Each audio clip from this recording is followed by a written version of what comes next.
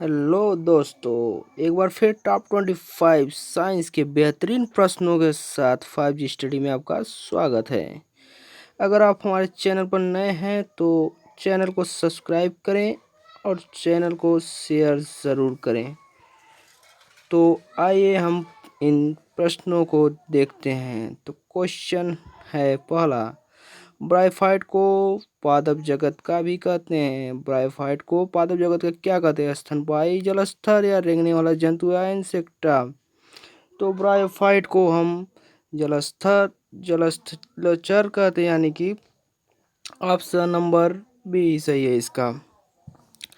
Next question है, संघ के प्राणियों में 3 मूलभूत लक्षण पृष्ठ रज्जु, पृष्ठ खोखली, तंत्रिका रज्जु तथा युग्मित ग्रसनी क्लोम छिद्र पाए जाते हैं। किस संघ के प्राणियों में? एनलीडा संघ के, कॉर्डेटा संघ के, आर्थ्रोपोडा संघ के, प्लेहमिंथ के संघ के? तो इसका उत्तर है कॉर्डेटा संघ के, यानी कि ऑप्शन नंबर इसका बी सही है। नेक्स्ट क्वेश्चन है, क्रिस्टलीकरण किसका उदाहरण है? क्रिस्टलीकरण किसका उदाहरण? भौतिक परिवर्तन का, रासायनिक परिवर्तन का या यसद लेपन गैल्वेनाइजेशन का? तो क्रिस्टलीकरण भौतिक परिवर्तन का उदाहरण, यानी कि ऑप्शन नंबर ए सही है इसका। अगला क्वेश्चन है, सिरका और बेकिंग सोडा की अपक्रिया से क्या बनता है? सिरका और बेकिंग सोडा की अपक्रिया से क्या बनता है? कॉपर कॉपर बनता है या कार्बन डाइऑक्साइड बनता है या कॉपर सल्फेट बनता है या मैग्नीशियम ऑक्साइड बनता है? तो सिरका और बेकिंग सोडा के अपक्रिया से कार्बन डाइऑक्साइड बनता है, यानी कि ऑप्शन नंबर बी सही है इसका। अगला क्वेश्चन, पौधे में 3 विभिन्न वंश सोलेनम, पिटूनिया और धतूरा को किस कुल में रखा जाता है? पौधे में 3 विभिन्न वंश सोलेनम, पिटूनिया और धतूरा को किस कुल में रखा जाता है? कैंसिडी में, सोलेनेसी में, फेलिस में या फेलिडी में? तो किस कुल में रखा जाता है दोस्तों? तो इसको सोलेनेसी, यानी कि ऑप्शन नंबर बी में रखा जाता है इसको। अगला क्वेश्चन है, वह परिवर्तन जिसमें एक या एक से अधिक नए पदार्थ बनते हैं, वह परिवर्तन जिसमें एक या एक से अधिक नए पदार्थ बनते क्या कहलाता है? भौतिक परिवर्तन कहलाता है, रासायनिक परिवर्तन कहलाता है या जंग लगना कहलाता है या यसद लेपन यानी कि गैल्वेनाइजेशन कहलाता है? क्या कहलाता है? तो वह रासायनिक परिवर्तन कहलाता है। रासायनिक परिवर्तन की प्रक्रिया में एक या एक से अधिक पदार्थ बन सकते हैं। अगला क्वेश्चन है, उत्तल और अवतल दर्पण किसके उदाहरण है? उत्तल और अवतल दर्पण किसके उदाहरण है? समतल दर्पण के, गोली दर्पण के, उल्टा दर्पण के या सीधा दर्पण के? तो उत्तल और अवतल दर्पण गोली दर्पण के उदाहरण, यानी कि ऑप्शन नंबर बी सही है इसका। नेक्स्ट क्वेश्चन इसका है, यानी क्वेश्चन नंबर 8, निम्नलिखित में से कौन सा सही नहीं है? कौन सा सही नहीं है? क्लोरोफाइसी के सदस्यों को हरा शैवाल कहते हैं क्या? क्लोरोफाइसी के सदस्यों को हरा शैवाल कहते हैं? फियोफाइसी के सदस्यों को लाल शैवाल कहते हैं या रोडोफाइसी के सदस्यों को लाल शैवाल कहते हैं या फियोफाइसी के सदस्यों को भूरा शैवाल कहते हैं? तो निम्नलिखित में से क्या सही नहीं है?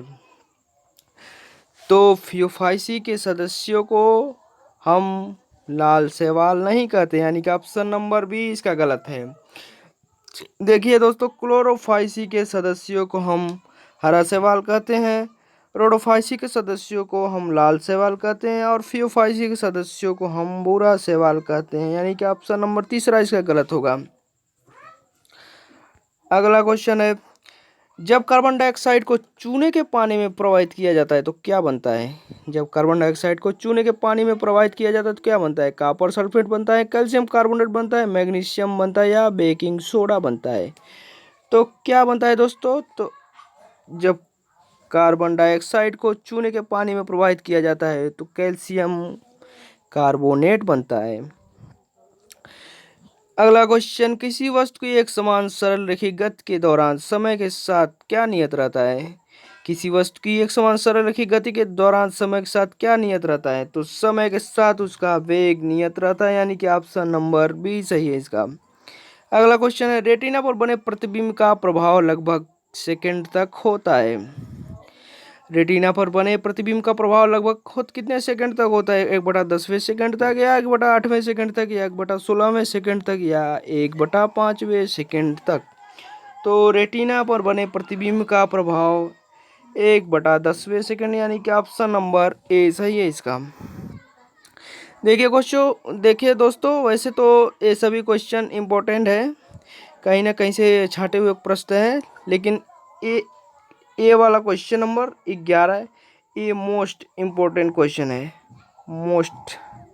मोस्ट की कैटेगरी में इसको रखेंगे हम। अगला क्वेश्चन, यदि किसी चालक में 3 एम्पीयर की धारा 1 मिनट तक प्रवाहित हो तो कितना आवेश प्रवाहित होगा? यदि चालक में 3 एम्पीयर की धारा 1 मिनट तक प्रवाहित हो तो कितना आवेश प्रवाहित होगा? तो कितना आवेश प्रवाहित होगा? तो 180 कूलम, यानी कि ऑप्शन नंबर ए प्रवाहित होगा। परमाणु बम का सिद्धांत निम्नलिखित में से किस पर आधारित है? परमाणु बम का सिद्धांत निम्न में से किस पर आधारित है? नाभिकीय विखंडन पर, नाभिकीय संलयन पर, नाभिकीय गुणांक, या इनमें से कोई नहीं? तो परमाणु बम जो है नाभिकीय विखंडन, यानी कि ऑप्शन नंबर ए। देखिए दोस्तों, कुछ लोग परमाणु बम और हाइड्रोजन बम में कंफ्यूज हो जाते हैं। तो सूर्य में क्या ज़्यादातर पाया जाता है? हाइड्रोजन और हीलियम से सूर्य बना होता है, लेकिन हाइड्रोजन ज़्यादा है। तो सूर्य के ऊर्जा का स्रोत नाभिकीय संलयन होता है। तो हाइड्रोजन सूर्य में होता है और सूर्य नाभिकीय संलयन से होता है। तो इसे याद रखें कि हाइड्रोजन बम जो है नाभिकीय संलयन से होगा और परमाणु बम नाभिकीय विखंडन से। सूर्य में क्या है? हाइड्रोजन है। सूर्य के ऊर्जा का स्रोत क्या है? नाभिकीय संलयन। तो हाइड्रोजन बम किस सिद्धांत पर काम करेगा? हाइड्रोजन बम नाभिकीय संलयन पर काम करेगा और परमाणु बम नाभिकीय विखंडन पर काम करेगा। अगला क्वेश्चन है, विद्युत धारा किसी पदार्थ पर किसी वांछित धातु की परत निक्षेपित करने की प्रक्रिया को क्या कहते हैं? विद्युत धारा द्वारा किसी पदार्थ पर किसी वांछित धातु की परत निक्षेपित करने की प्रक्रिया को क्या कहते हैं? विद्युत लेपन, या सतलेवत गैल्वेनाइजेशन, या जंग लगना, या क्रिस्टलीकरण? तो इसका उत्तर है विद्युत लेपन, यानी कि ऑप्शन नंबर ए सही है इसका। अगला क्वेश्चन है, यानी कि क्वेश्चन नंबर 15, एक स्वस्थ वयस्क व्यक्ति के लगभग मिलियन मिमी पे क्यू में रक्त होता है। कितना रक्त होता है एक स्वस्थ व्यक्ति में? लगभग, तो एक स्वस्थ व्यक्ति में लगभग 5 से 5.5 लीटर, यानी कि 5 से 5.5 तक। तो एक स्वस्थ मनुष्य में शरीर के कितना परसेंट लगभग रक्त होना चाहिए? एक स्वस्थ मनुष्य के शरीर का कितना परसेंट लगभग रक्त होना चाहिए? ये भी जैसे क्वेश्चन आता है साइंस का। तो एक स्वस्थ मनुष्य के शरीर का 7%, एक स्वस्थ मनुष्य का शरीर के 7% रक्त शरीर में होना चाहिए। पुष्प में मादा लैंगिक अंग है। पुष्प में मादा लैंगिक अंग है। पुष्प में मादा लैंगिक अंग कौन सा है? जूस्पोर, पुंकेसर, स्त्री कैंसर, क्लोरोफाइसी, कौन सा है? तो इसका है स्त्री कैंसर, यानी कि ऑप्शन नंबर सी सही है इसका। अगला क्वेश्चन है, समतल दर्पण द्वारा बनने वाले जिस प्रतिबिंब को पर्दे पर प्राप्त नहीं किया जा सकता उसे क्या कहते हैं? समतल दर्पण द्वारा बनने वाले जिस प्रतिबिंब को पर्दे पर प्राप्त नहीं किया जा सकता उसे क्या कहते हैं? आभासी प्रतिबिंब, वास्तविक प्रतिबिंब, उल्टा प्रतिबिंब, या सीधा प्रतिबिंब? तो उसे हम आभासी प्रतिबिंब कहते हैं। अगला क्वेश्चन है, दो विभिन्न माप वाले युग्मकों के संलग्न से शैवाल में होने वाले लैंगिक जनन को क्या कहते हैं? जिस्पोर, या असमयुग्मी, या समयुग्मी, या नरयुग्मक, क्या कहते हैं? तो हम असमयुग्मक, हम उसे क्या कहते हैं? हम उसे कहते हैं असमयुग्मकी कहते हैं, यानी कि ऑप्शन नंबर बी सही है इसका। क्या सही है? ऑप्शन नंबर बी सही है। अगला क्वेश्चन, गति के दूसरे नियम के अनुसार किसी दिए हुए बल के लिए त्वरण वस्तु के व्युत्क्रमानुपाती होता है। किसके व्युत्क्रमानुपाती? घनत्व के व्युत्क्रमानुपाती, आयतन के, या बल के, या द्रव्यमान के? तो किसके व्युत्क्रमानुपाती होता है? तो द्रव्यमान के, यानी ऑप्शन नंबर डी।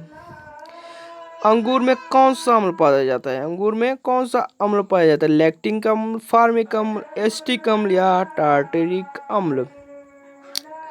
तो अंगूर में वैसे तो क्वेश्चन थोड़ा इजी है। तो अंगूर में टार्टरिक अम्ल यानी कि ऑप्शन नंबर डी।